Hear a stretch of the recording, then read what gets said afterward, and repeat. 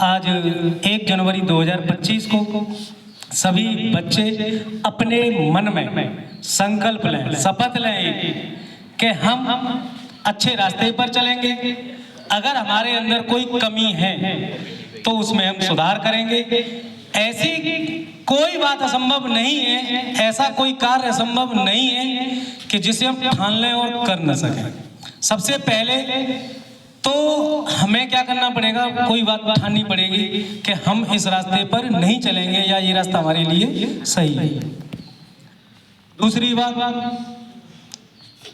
एक लाइन है जिसे हम दुख में बोले तो खुशी जाहिर होती है और खुशी में बोले तो दुख जाहिर होगा। वो लाइन है, ये वक्त गुजर जाएगा।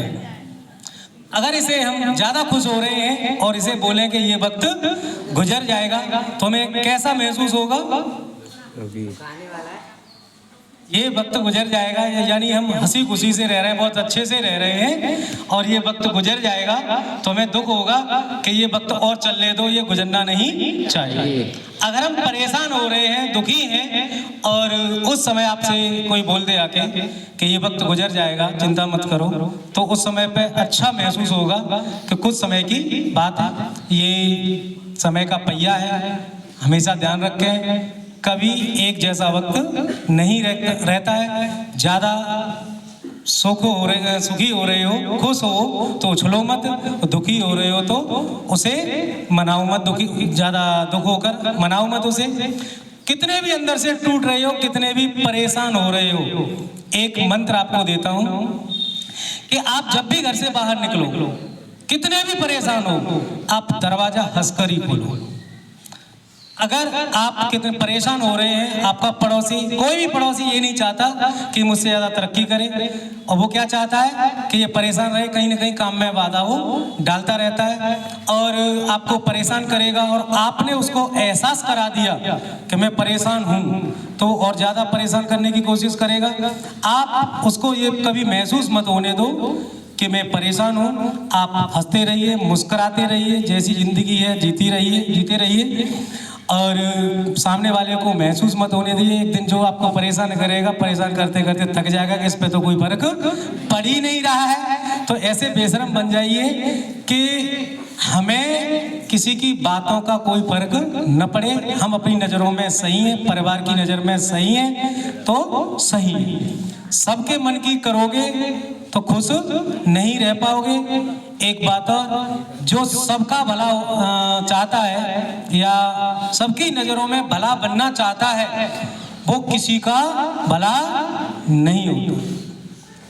जो सबका भला है, किसी की नज़र में बुरा नहीं है, गलत नहीं है, तो फिर समझ लो वो किसी का भला नहीं है। वो स्वार्थी है, चापलूस टाइप का है, उसके मुंह पे उसके जैसी, दूसरे के मुंह पे दूसरे के जैसी कहता रहेगा, और जो सही होगा वो सही बात कहेगा। तो ऐसा तो हो ही नहीं सकता कि प्रत्येक व्यक्ति सबका भला बन जाए, किसी न किसी का तो बुरा रहेगा। अब जैसे मैं अपनी ही बात कर दूं तो विद्यालय में 1000-1200 स्टूडेंट हैं, तो मानता हूँ 500-600 विद्यार्थियों का तो मानते होंगे सर सही है, और 500-600 तो बहुत बुरा मानते हैं कि सर ऐसे हैं, ताड़ते रहते हैं, लताड़ते रहते हैं, स्कूल से निकालने की धमकी देते रहते हैं, डांटते रहते हैं, पीटते रहते हैं, लेकिन मुझे कोई फर्क नहीं पड़ता। ऐसे ही अगर आपकी कोई कमियां निकाल रहा है और आप अपनी जगह पे सही हो, सामने वाले को सही रास्ते पे लाने की कोशिश कर रहे हो और आपको बुराई मिल रही है, कोई बात नहीं है, बुरे बन जाओ, थोड़ी समय के लिए बुरे बन रहे हो। मुझे खुशी इस बात की होती है कि अब मैं मानता हूं कि आधे विद्यार्थियों की 50% विद्यार्थियों की नज़र में अच्छा हूं और 50% विद्यार्थियों की नज़र में अच्छा नहीं हूं। क्योंकि अगर उनकी नज़र में भी मैं अच्छा बनने की कोशिश करूंगा तो विद्यालय में अनुशासन बिगड़ जाएगा, और जो बदतमीज टाइप के बच्चे हैं, न पढ़ने वाले बच्चे हैं, वो पढ़ेंगे नहीं, और शोर करने वाले बच्चे वो शोर करते रहेंगे, बदतमीजी करते रहेंगे। लेकिन खुशी कब होगी?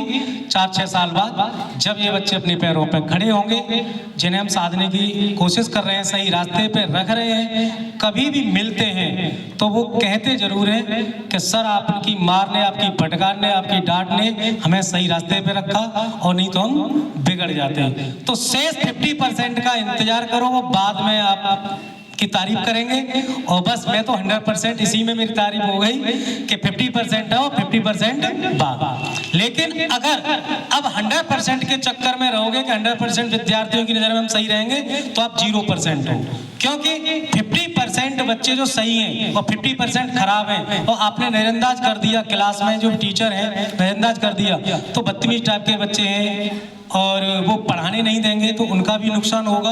आगे वो गलत रास्ते पे चलेंगे, वो गालियां ही देंगे आगे चल के कि सर ने आज हमें डांट दिया होता तो हम सही रास्ते पर होते, तो सर ने भी हमें छूट दे दी। तो ऐसा नहीं होना चाहिए। आप अपने से बड़ों का रेस्पेक्ट करो, छोटों को प्यार से रखो।